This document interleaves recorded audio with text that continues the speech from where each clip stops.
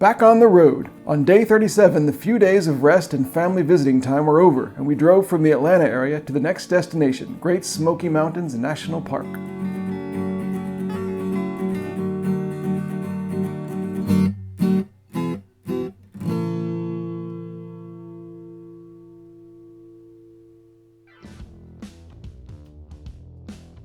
It was an excellent day to be driving through North Georgia. Georgia highways are well built and friendly, and they wind through the hills with a kind of gentle, dependable grace. On Highway 115, we crossed over the Chattahoochee River. I always love it when seemingly unrelated parts of a road trip come together. The Chattahoochee starts in and winds through Georgia, forms the border with Alabama, and joins the Flint River to form the Apalachicola River down in Florida. And as I'm sure you remember, back on day 25, we'd camped in Apalachicola National Forest.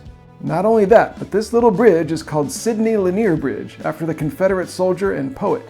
Georgia's biggest bridge, which we crossed over back on day 30 after leaving Florida, is also called the Sidney Lanier Bridge.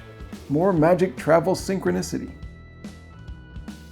The other thing about this part of the United States is that everything has a great name. Chattahoochee, Apalachicola.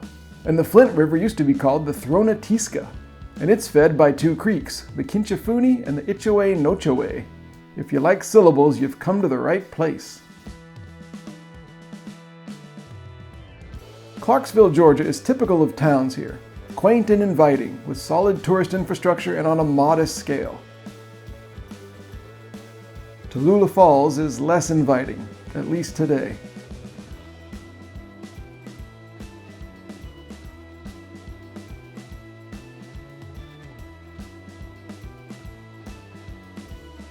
The best part of the drive was when you finally start to see the Smoky Mountains in the distance. Today they were green-gray and misty, looking somehow distant and within reach at the same time. I hoped the air there would be cleaner than the highway.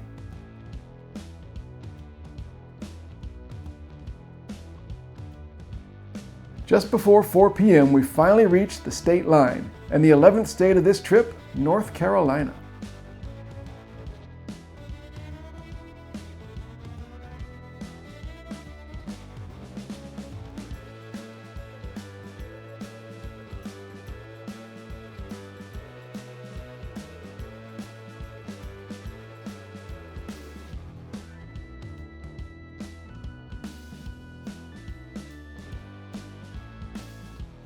The skies got grayer in our new state, and as the roads got narrower, soon it was raining. On this route, you drive along the Tuckasegee River and then the Oconaluftee River. Destination, the Oconaluftee Visitor Center in Great Smoky Mountains National Park.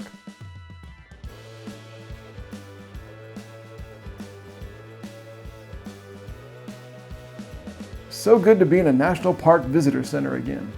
And they had tokens! 6 different designs, in fact, all of which we bought. Plus displays about the Appalachian mountain folk and how they adapted to the bountiful hills and the hidden valleys of this region.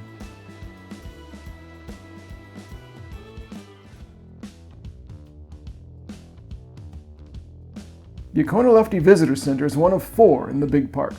The Appalachian Trail, which goes from Georgia to Maine and takes 6 months to hike, runs through the center of the park, and it's also the Tennessee-North Carolina border here.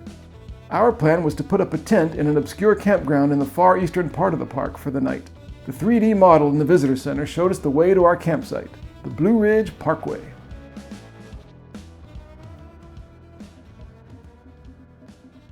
This is one of America's great drives, beautifully maintained with no buildings or traffic lights along it and low speed limits. It winds through the quiet mist and the sudden vistas. And we were really lucky with our timing. The entire mountain range seemed covered in wispy white early evening clouds. Endless character, the perfect look at western North Carolina.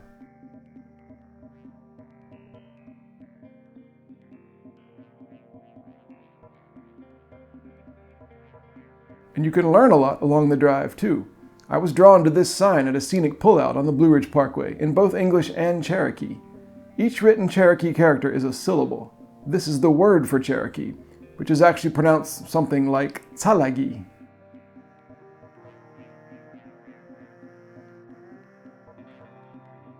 And between frequent tunnels, like Big Witch Tunnel, somewhere in the gauzy haze, you might be lucky enough to see some locals out and about.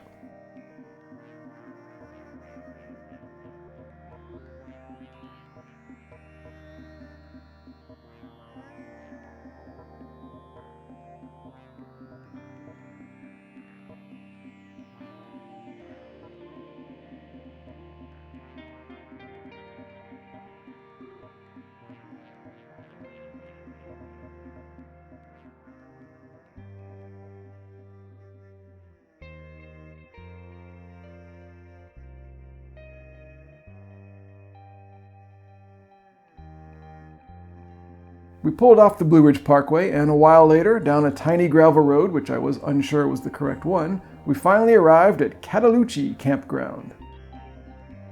I checked in. The friendly guy running the place sat on a chair under a cover with a Vietnam vet hat sitting beside him. I wondered what it would be like to be here long term. All you hear is the nearby creek. All you see is leafy trees and hillsides. The signage and the paperwork we picked up at the visitor center made me a bit concerned about bears. We found our space, number 21, and for the first time ever, set up our brand new tent from Amazon. It took no time at all and looked much more convincing than the old one, the one we last used in Apalachicola. We cooked our usual campground dinner and made sure there were no food scraps or pots or pans left around. I even put my blood sugar monitor and glucose in the car instead of the tent.